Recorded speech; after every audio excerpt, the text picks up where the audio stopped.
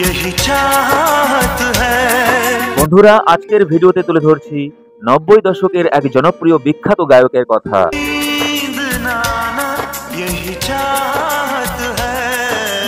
আমরা যারা 90s music lover তারা কিন্তু এনার প্রচুর সুপারহিট গান শুনেই বড় হয়েছি।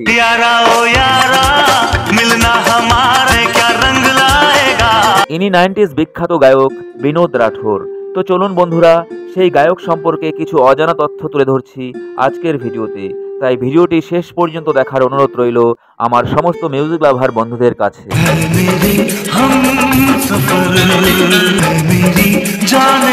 বলিউড সঙ্গীত জগতের জনপ্রিয় সঙ্গীতকার জুটি ছিলেন নাদিম শ্রাবণ। কিন্তু বন্ধুরা, আপনারা কি জানেন এই জুটির শ্রাবণ হলেন বিনোদ রাঠোরের আপন দাদা শ্রাবণ রাঠোর। বলিউড মিউজিক ইন্ডাস্ট্রিতে নিজের দাদা থাকলেও বিনোদ রাঠোরের কেরিয়ার কিন্তু ভীষণভাবে সংক্ষিপ্ত হয়ে গেছিল হিন্দি সিনেমা জগতে।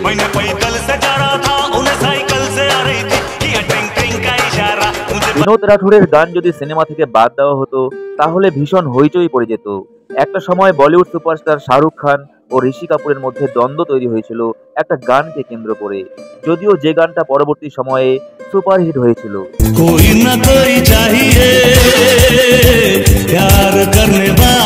বলিউডের জনপ্রিয় সিনেমা বাজিগার, দিওয়ানা, খলনায়ক প্রভৃতি সিনেমায় কণ্ঠ দেন বিনোদ রাঠোর, আর তার কণ্ঠের প্রতিটা গান হয় সুপার ডুপার হিট।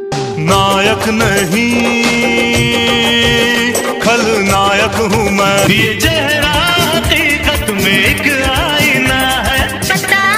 এত সব সুপারহিট গান উপহার দেওয়া সত্ত্বেও 90 দশকের এই বিখ্যাত গায়ককে আজকাল সেরকম ভাবে আর গান করতে দেখা যায় না।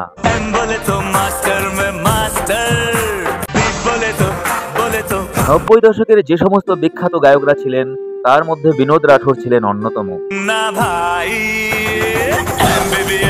90 দশকের জনপ্রিয় সঙ্গীতকার দাদা শ্রাবণ রাঠোর পুরো বলিউড মিউজিককে ডমিনেট করে রেখেছিলেন, আর সেই সময় বিনোদ রাঠোরের উপস্থিতি ঘটে বলিউড সঙ্গীত জগতে। একের পর এক সুপারহিট গান উপহার দিতে থাকেন বিনোদ রাঠোর।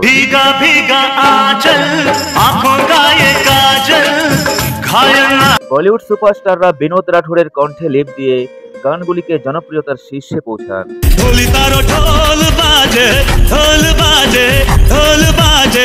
কিন্তু এত জনপ্রিয় সুপারহিট গান উপহার দেওয়া সত্ত্বেও কেন বিনোদ রাঠোর তৎকালীন সময়ের কুমার শানু, অভিজিৎ, উদিত নারায়ণ বা সোনু নিগমের মতো নাম ডাক করতে পারেননি?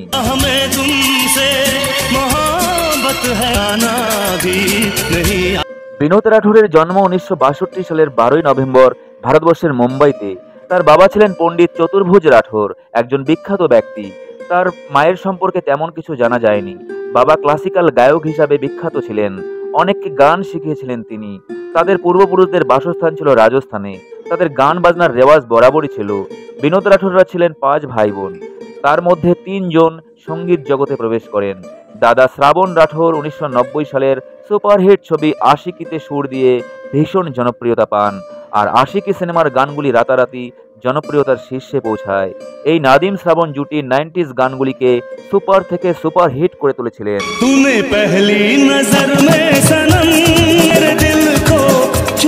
ভাই বিনোদ রাঠোর মুম্বাইতে থাকাকালীন বিভিন্ন অনুষ্ঠানে গান গাইতেন, কিন্তু গুরু হিসাবে কিশোর কুমারকে অনুসরণ করেই বিভিন্ন ফাংশনে তিনি কিশোর কুমারের গান গাইতেন। কিশোর কুমারের অন্ধভক্ত ছিলেন বিনোদ রাঠোর। কিশোর কুমারের গান তিনি নিজ কণ্ঠে রেকর্ড করে বিভিন্ন সঙ্গীত পরিচালকদের কাছে পাঠাতেন।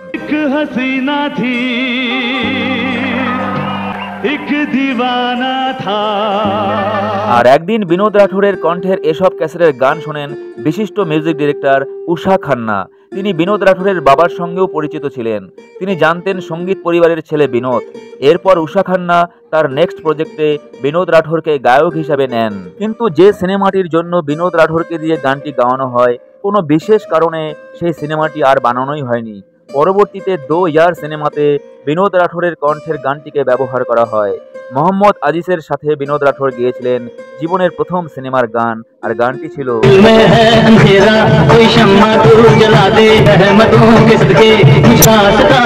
এরপরে সালটা 1988। সঙ্গীত পরিচালক শিব হরির হয়ে বিনোদ রাঠোর একটি গান করেন বিজয় সিনেমাতে। গানটিতে লিপ দেন ঋষি কাপুর।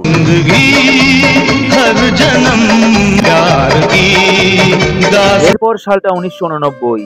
চাঁদনি সিনেমাতে কণ্ঠ দিয়ে বিনোদ রাঠোর ভীষণ জনপ্রিয়তা পেয়ে যান। पर्वत से काली घटाट कोई ने ऐसी ये आग लगाई। এরপর 1992 সালে রূপ কি রানী চোরো কে রাজা সিনেমাতে বিনোদ রাঠোর একটি গানে কণ্ঠ দেন। नाम मेरा चोरी है काम मेरा।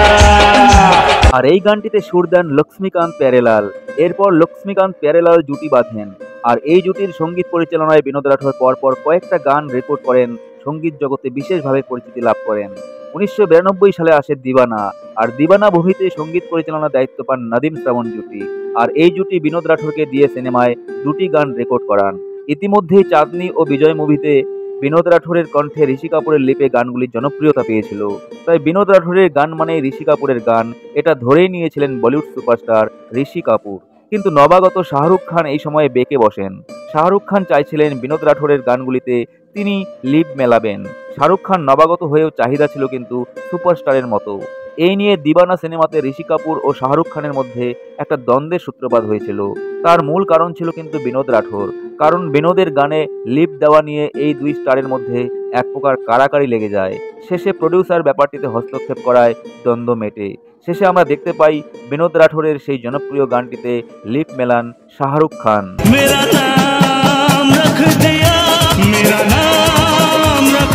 আর এইভাবেই বিনোদ রাঠোর শাহরুখ খানের গলা হয়ে ওঠেন। तूने पहली नजर में सनम मेरे दिल को चुरा। আর এই গানগুলি পৌঁছে যায় জনপ্রিয়তার শীর্ষে। বলিউড স্টার শাহরুখ খান, সঞ্জয় দত্ত, গোবিন্দার হয়ে বিনোদ রাঠোর গান করতে থাকেন। তাদের গলা হয়ে ওঠেন বিনোদ রাঠোর। 1993 সালে মুক্তি পায় বাজিগর সিনেমাটি। আনু মালিকের সুরে বিনোদ রাঠোরের কণ্ঠে শাহরুখ খানের লিপে গানগুলি পৌঁছে যায় জনপ্রিয়তার শীর্ষে।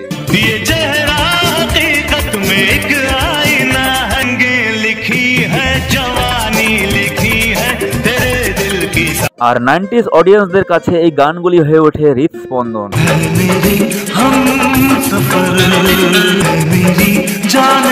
তাই 90 দশকের অন্য জনপ্রিয় সিঙ্গারদের সাথে টক্কর দিয়ে বিনোদ রাঠোরও কিন্তু একের পর এক সুপারহিট গান উপহার দিয়েছেন।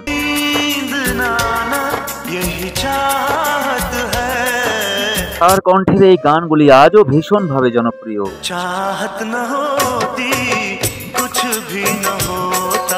বলিউড স্টার গোবিন্দার লিপে বহু গানে কণ্ঠ দেন বিনোদ রাঠোর।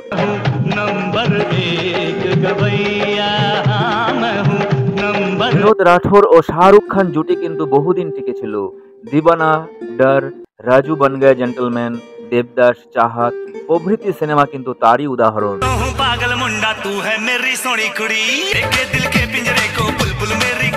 ইন্ডাস্ট্রির লোকেরা একসময় বলা শুরু করে বিনোদ রাঠোর হলেন ক্লাসিক্যাল ফ্যামিলি থেকে উঠে আসা একজন গায়ক। তিনি সাধারণত হালকা পুলকা সাধারণ মানের গান করেন, কিন্তু সেটা সম্পূর্ণ ভুল ধারণা ছিল সমালোচকদের। এই গানটা শুনুন, তাহলেই বুঝবেন।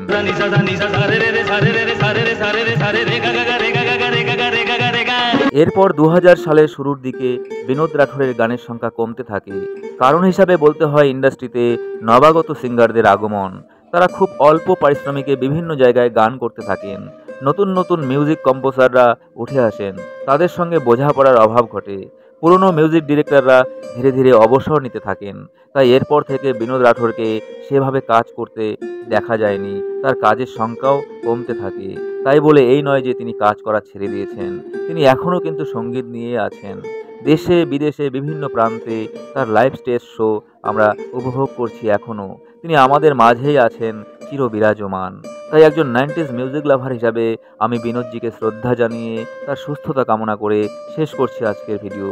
বিনোদজির কণ্ঠের কোন গানটি আপনার বেশি ভালো লাগে অবশ্যই জানাবেন কমেন্টে।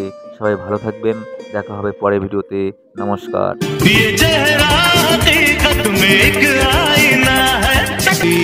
नहीं आता जताना